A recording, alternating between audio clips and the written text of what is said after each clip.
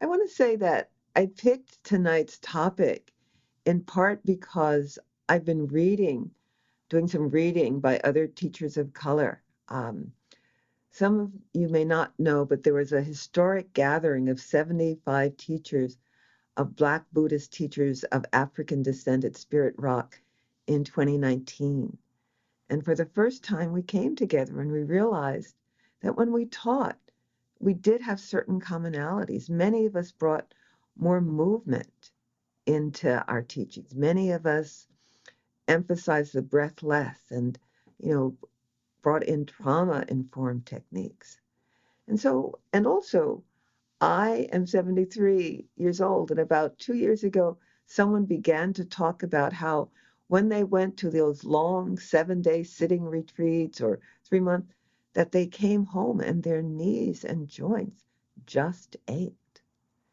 And I realized that put into perspective for me how often when I've gone in long meditations that emphasize sitting, even if you can stand, that my body has just not been happy. And so I began to reflect on, everything grows and evolves and changes. Larry Yang, who's one of our founding teachers, talks about how when Buddhism was first codified, when, all the teachings of the Buddha really were written down about 600 years after his death.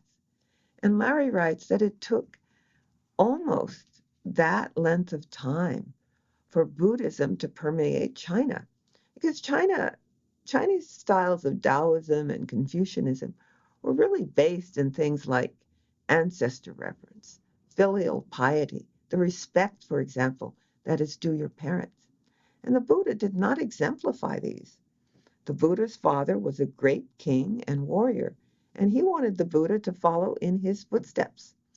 In fact, when at his birth it had been divined or said that the Buddha would either grow up and become a great ruler and warrior or a great spiritual teacher, the Buddha's father decided to do everything that was possible to make the Buddha, Siddhartha Shakyamuni Buddha, become enamored of being a ruler, a king, and not being a spiritual teacher. Spiritual teachers were poor, they wandered the road.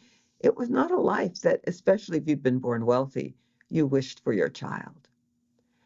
And so the Buddha, when he awakened, looked at, fearlessly looked at what he had been preventing from seeing. He looked at old age. He looked at disability. He looked at death. And most importantly, he looked at human consciousness. How do we alleviate suffering? What do we need to do? And he began his teaching as a younger man, young middle-aged man, and he taught to his death. And it's not said whether he always sat cross-legged on a cushion. It's not said if he always walked. But his body, the body of the Buddha, was subject to old age, illness, disability, and death. And it certainly is said that some of his teachings were given lying down. So I wanted us to reflect a little bit on our practice. What has changed about it? If we began sitting in full lotus or half lotus, have we had to modify that? As we've learned more about the different forms of Buddhism, as we've traded one tradition for another, perhaps practicing for years in chanting or Zen, did we come to insight meditation? You know, do we prefer, do we look forward to walking when we do silent retreats? Do we look forward to the mindful practice of yoga or qigong? Just asking and wanting you to think about as your body grows, ages, cycles through able-bodyism and disability, what becomes more important? If some of you, like I am, are looking again at the trauma, both of our early years and the trauma that comes from living in the midst of a pandemic of hatred, racialized hatred for Black, brown, and Asian people. As we deal with these ongoing onslaughts, do we need to do more than silent sitting practice?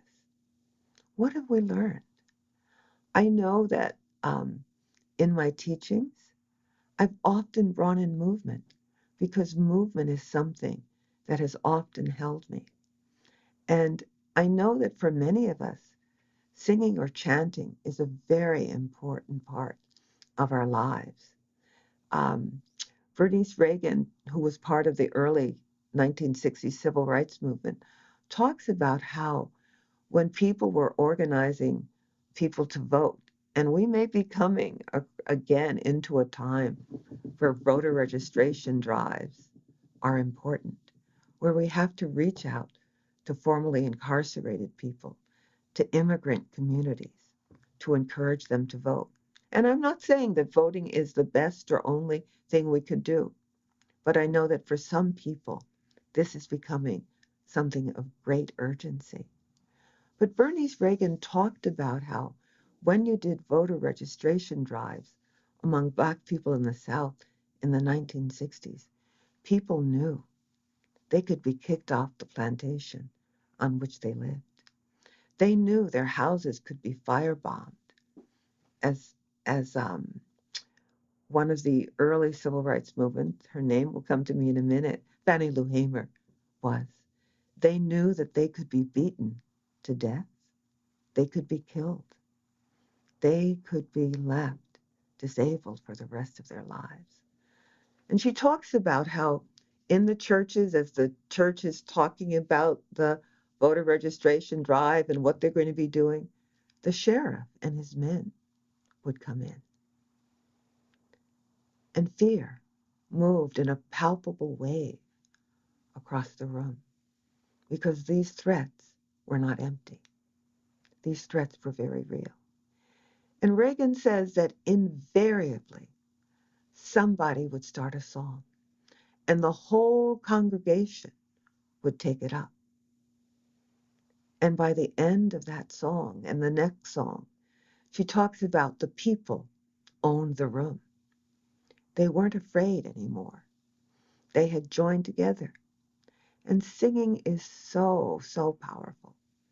And in the insight meditation tradition, we do less of it. We don't chant as often. In some of the long-time retreats I've attended, there's been a time for practice or singing, but either it's been at 6 a.m. or it's been at the end of the day. And for some of us, chanting is integral to our practice. And it may not be integral to our formal meditation practice, but it's integral to our lives. So I want you to think about what is integral to your practice. What is keeping you afloat in these times of challenge and difficulty, or the adage of we move one step forward and two steps back is so, so prevalent. What are we doing? I remember going at East Bay for a presentation on feeding your demons from Carla Jackson Fryer, I think it is, Carla Jackson, who is trained in Tibetan practice. And she was doing a teaching on feeding your demons. And she brought someone with us, and he began with singing from the Black church. And I'm noticing something in the chat. I was telling a friend during the pandemic, I mixed prayer and singing from church. But I don't want to go to church. I just miss how powerful it can be. And I want to say, even if we're practicing meditation, we don't have to give up our other practices. We have to claim them.